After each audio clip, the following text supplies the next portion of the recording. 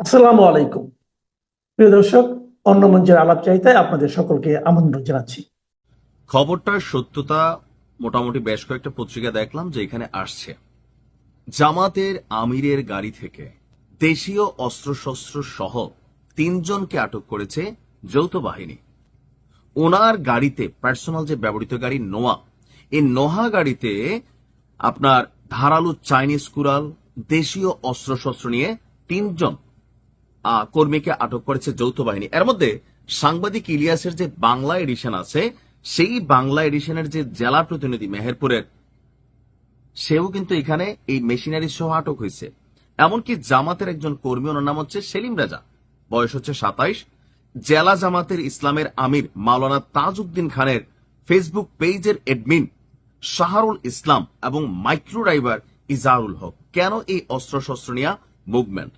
তাদের তো সরকারিভাবে যে লাইসেন্স করা পিস্তল বা ব্যক্তিগতভাবে যেটা পায় সেটাই থাকার কথা, কিন্তু কেন এই জিনিসগুলো নিয়ে তারা গাড়িতে চলাফেরা করছে?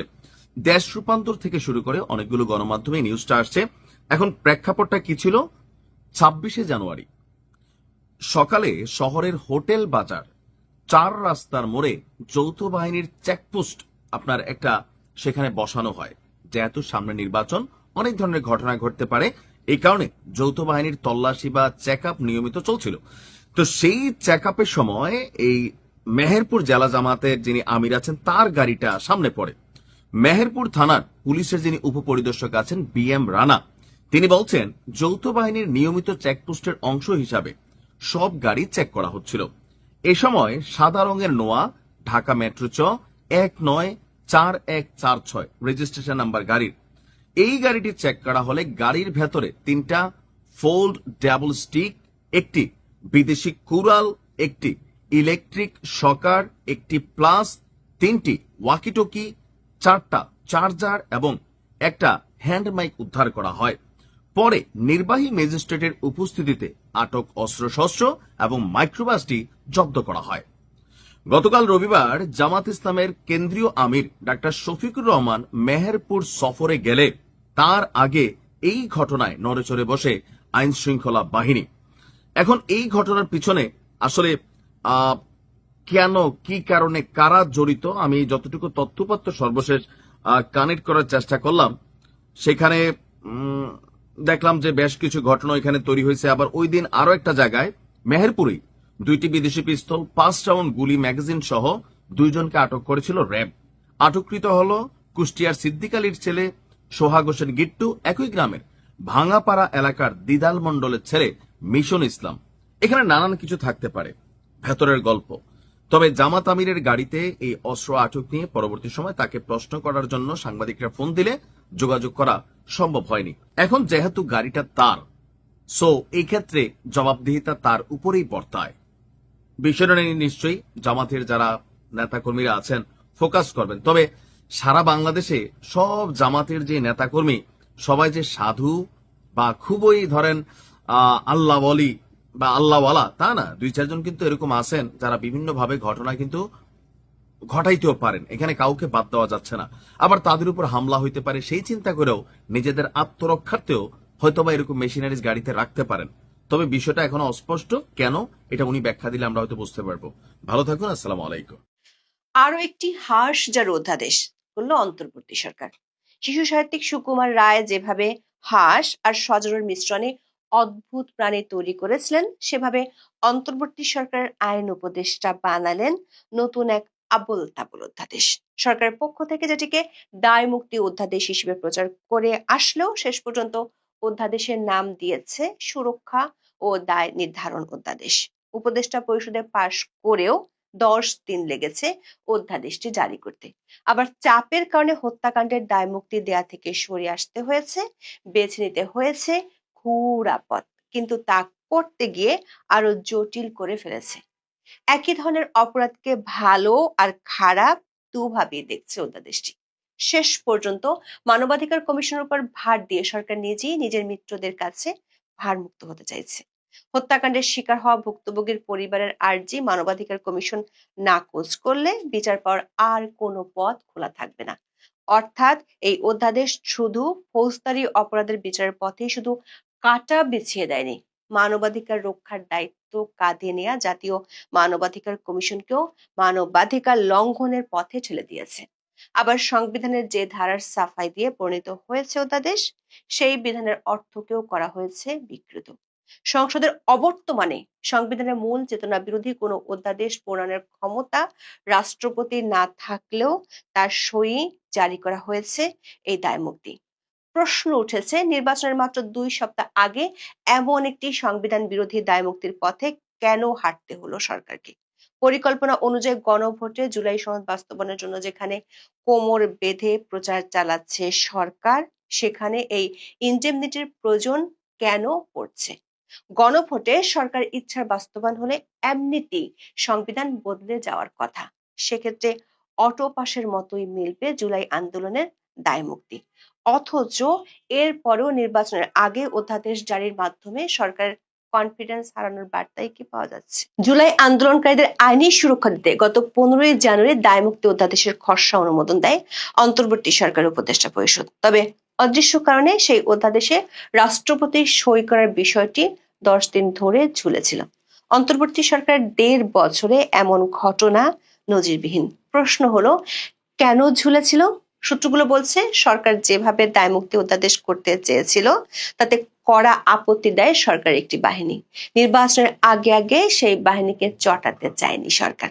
শেষ পর্যন্ত দায়মুক্তি অধ্যাদেশ বদলে যায় সুরক্ষা ও দায় নির্ধারণ অধ্যাদেশে। আর এটি করতে গিয়ে দায় নির্ধারণের জন্য যে অপরাধের কথা বলা হয়েছে তার কোনো সীমা পরিসীমা নির্ধারণ করতে পারেনি আইনের অধ্যাপক আসিফ নজরুলের মন্ত্রণালয়। 10 দিন ধরে ঝুলে থাকার পর আকস্মিকভাবে 25শে জানুয়ারি রাষ্ট্রপতির স্বাক্ষরিত অধ্যাদেশের গেজেট প্রকাশ করে আইন, বিচার ও সংসদ বিষয়ক মন্ত্রণালয়। অধ্যাদেশের পদে পদে আছে নানান রকমের অস্পষ্টতা আর ভুল। বিশেষ করে অধ্যাদেশ জারির এখতিয়ার, কারণ ও প্রেক্ষাপট সম্পর্কে গেজেটে রয়েছে বহু অস্পষ্টতা। বাংলাদেশের যে কোনো মানুষই জানে, কোটা সংস্কার থেকে শুরু হওয়া যে জুলাই আন্দোলন তার ব্যাপ্তি সর্বোচ্চ 2024 সালের জুলাই থেকে আগস্টের 5 আগস্ট পর্যন্ত। আর সহিংসতা শুরু হয়েছিল 17 জুলাই থেকে।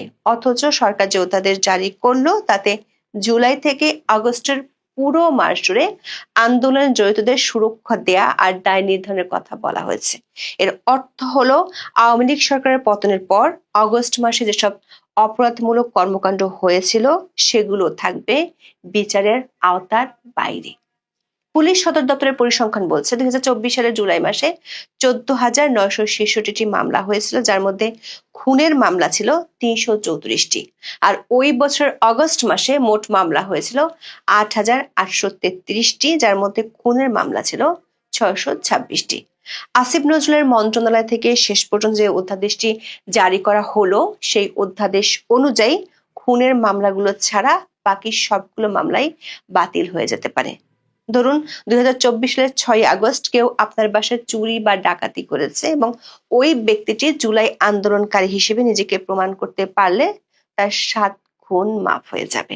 কারণ সরকার প্রণীত সুরক্ষা ও দায় নির্ধারণ অধ্যাদেশ অনুসারে জুলাই থেকে আগস্টের শেষ পর্যন্ত আন্দোলনের সমর্থকেরা যেসব ঘটনা ঘটিয়েছেন তার সবই অভ্যুত্থানের অংশ। নারায়ণগঞ্জের রূপগঞ্জে 2024 সালের 25শে আগস্ট গাজী টায়ার কারখানায় জুলাই সমর্থকরা লুটপাট ও আগুন দিয়েছিল। সম্প্রতি স্টার নিউজের এক প্রতিবেদনে বলা হয়, আওয়ামী লীগের সাবেক এমপি গোলাম দস্তগীর গাজীর ওই কারখানায় 2024 সালের 25শে আগস্ট ভয়াবহ অগ্নিকাণ্ড ও লুটপাটের ঘটনা ঘটে।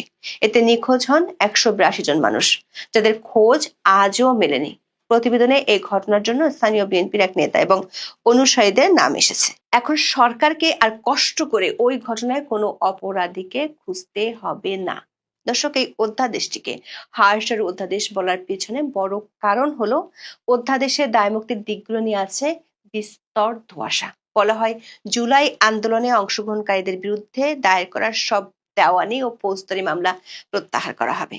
সরকার প্রত্যয়ন সাপেক্ষে গণ অভ্যুত্থানকারীদের বিরুদ্ধে হওয়া কোনো মামলা বা আইনি কার্যধারা চলমান থাকলে পাবলিক প্রসিকিউটরের আবেদনের ভিত্তিতে আদালত তাৎক্ষণিকভাবে প্রত্যাহার করবে।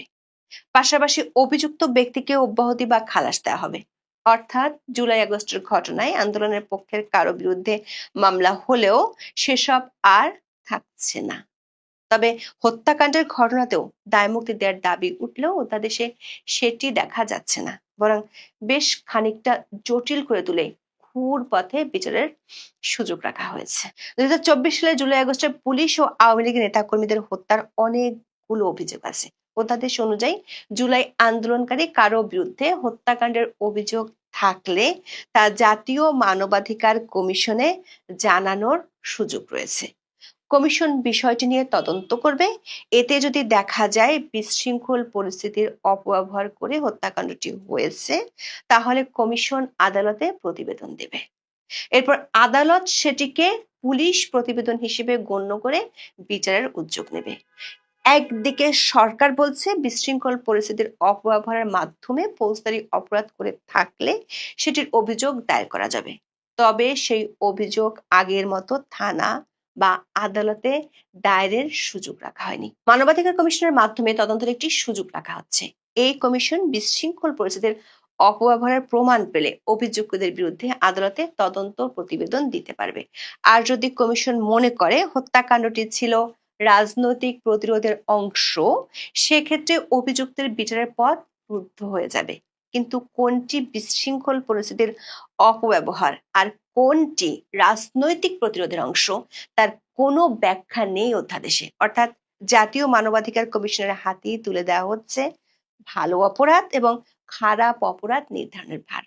আর এর মাধ্যমে যাদের দায়িত্ব মানবাধিকার রক্ষা করা, তাদের ঠেলে দেওয়া হচ্ছে চরম বিতর্কের কানাগলিতে। মানবাধিকার কমিশনকে বিশ্বজুড়ে কার্যকর তোলার বন্দোবস্ত করা হয়েছে। দর্শক, অধ্যাদেশে এর চেয়েও বড় বিস্ময়কর একটি দিক আছে। ধরা যাক মানবাধিকার কমিশন কোন একটি হত্যাকাণ্ডকে রাজনৈতিক প্রতিরোধের অংশ হিসেবে চিহ্নিত করলো। সেক্ষেত্রে দেশের কোনো আদালতে অভিযুক্তের বিরুদ্ধে ফৌজদারি মামলা বা অন্য কোনো আইনি ব্যবস্থা নেয়ার সুযোগ থাকবে না। তবে মজার বিষয় হলো, মানবাধিকার কমিশন রাষ্ট্রকে ভুক্তভোগীর পরিবারকে ক্ষতিপূরণ দেওয়ার আদেশ দিতে পারবে। অর্থাৎ খুনের দায় থেকে পার পেয়ে যাবে অভিযুক্ত, আর তার জায়গায় ভুক্তভোগীর পরিবারকে ক্ষতিপূরণ দিবে রাষ্ট্র। এমন সীমাহীন বিস্ময়ের জন্ম দিয়ে জারি হয়েছে জুলাই আন্দোলনকারীদের কথিত দায় মুক্তির এই অধ্যাদেশ। আইন বিশেষজ্ঞরা বলছেন, সুরক্ষা আর দায় নির্ধারণের জন্য এই অধ্যাদেশে গুরুত্বপূর্ণ পয়েন্ট হলো জনশৃঙ্খলার ব্যাখ্যা। পৃথিবীর কোথাও এমন অদ্ভুত ব্যাখ্যা পাওয়া যাবে না যেটি এই অধ্যাদেশে দেয়া আছে। অধ্যাদেশে জুলাই আন্দোলনকারীদের সব কর্মকাণ্ডকে জনশৃঙ্খলা পুনর্বহলের পদক্ষেপ হিসেবে সংজ্ঞায়িত করা হয়েছে। অথচ বাস্তবে দেখা যাচ্ছে এই জনশৃঙ্খলা 1.5 বছরেও প্রতিষ্ঠিত হয়নি, বরং বাংলাদেশ পরিচিত হয়ে উঠেছে মবের রাজ্য হিসেবে। জনশৃঙ্খলার প্রচলিত সংজ্ঞাকেই বদলে দেওয়া হয়েছে এই ইন্ডেমনিটি অধ্যাদেশে। আর তা করতে গিয়ে সাংবিধানিক বিধানের মন গড়া ব্যাখ্যা করা হয়েছে। বলা হয়েছে প্রতিরোধ কর্মে এবং জনশৃঙ্খলা পুনর্বহাল ও নিশ্চিত করার প্রক্রিয়ায় অংশগ্রহণকারী গণঅভ্যুত্থানকারীদের গণপ্রজাতন্ত্রী বাংলাদেশ সংবিধানের অনুচ্ছেদ 46 অনুযায়ী সুরক্ষা প্রদান করা প্রয়োজন। এখানেই আছে সংবিধানের মন গড়া ব্যাখ্যা। বর্তমান সংবিধানের 46 অনুচ্ছেদে বলা হয়েছে, প্রজাতন্ত্রের কর্মে নিযুক্ত কোনো ব্যক্তি বা অন্য কোনো ব্যক্তি জাতীয় মুক্তি সংগ্রামের প্রয়োজনে কিংবা বাংলাদেশের রাষ্ট্রীয় সীমানার মধ্যে যে কোনো অঞ্চলে শৃঙ্খলা রক্ষা বা পুনর্বহলের প্রয়োজনে কোনো কাজ করে থাকলে সংসদ আইনের দ্বারা সেই ব্যক্তিকে দায়মুক্ত করতে পারবে। জুলাই আন্দোলনের সময় নিহত পুলিশ সদস্যরা ছিলেন প্রজাতন্ত্রের কর্মচারী, অথচ তাদের যারা মেরেছে তাদেরকে এই অধ্যাদেশ হিসেবে মেনে নিতে হবে প্রজাতন্ত্রের কর্মচারী হিসেবে। আইন বিশেষজ্ঞরা বলছেন, এই অধ্যাদেশের সবচেয়ে বড় দুর্বলতা এটি। সরকার সংবিধানের যে ধারা বলে এই অধ্যাদেশ জারির কথা বলছে, সেই ধারাতে বলা আছে সংসদ না থাকলে ইন্ডেমনিটি দেওয়ার প্রশ্নই আসে না। আবার বর্তমান সংবিধানে অভ্যুত্থানের মাধ্যমে সরকার উৎখাতের কোনো সুযোগ নেই। সংবিধানের 2য় ভাগের 11 অনুচ্ছেদ অনুযায়ী অনির্বাচিত কোনো সরকার প্রতিষ্ঠা করাও সম্ভব নয়। উল্টো সাংবিধানিক কর্তৃত্বকে অমান্য করাকে রাষ্ট্রদ্রোহ বলা হয়েছে বর্তমান সংবিধানে। 7 ক 1 অনুচ্ছেদ বলছে, সংবিধান লঙ্ঘন করলে সেটি হবে রাষ্ট্রদ্রোহ অপরাধ। সংবিধানের ভাষায় এটি ষড়যন্ত্র। এই অনুচ্ছেদ পরিষ্কার করছে নির্বাচিত সরকার বিষয়ক সাংবিধানিক বিধান অগ্রাহ্য করাকে জাতীয় মুক্তি সংগ্রাম হিসেবে দেখানো অসম্ভব এবং এ ধরনের যে কোনো কাজ রাষ্ট্রদ্রোহের শামিল। কাজেই 46 অনুচ্ছেদকে ঢাল হিসেবে রেখে একটি নির্বাচিত সরকারকে উৎখাতের আন্দোলনকে জনশৃঙ্খলা প্রতিষ্ঠার পদক্ষেপ হিসেবে দেখানোর কোনো সুযোগ নেই। অথচ সেটি করা হয়েছে ইনডেমনিটি অধ্যাদেশটি জারির ক্ষেত্রে।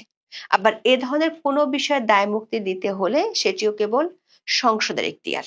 সংসদ কার্যকর না থাকলে রাষ্ট্রপতি কিছু কিছু বিষয়ে অধ্যাদেশ জারি করতে পারেন, তবে সেক্ষেত্রে রাষ্ট্রপতির ক্ষমতা সীমাহীন নয়। তিনি এমন কোনো অধ্যাদেশ জারি করতে পারেন না যার কোনো বিধান সংবিধানের মৌলিক চেতনার সঙ্গে সাংঘর্ষিক। এ বিষয়ে পরিষ্কার করা হয়েছে সংবিধানের 93 অনুচ্ছেদে। বলা হয়েছে সংসদ ভেঙে গেলে কোনো সময় রাষ্ট্রপতির কাছে যদি প্রয়োজন মনে হয় তাহলে তিনি অধ্যাদেশ জারি করতে পারেন, তবে সেক্ষেত্রে 3টি শর্ত রয়েছে। সেগুলো হলো, অধ্যাদেশে এমন কোনো বিধান করা যাবে না যা সংবিধানের অধীন সংসদের আইন দ্বারা আইনসঙ্গতভাবে করা যায় না, অথবা যার ফলে সংবিধানের কোনো বিধান পরিবর্তন বা রহিত হয়ে যায়।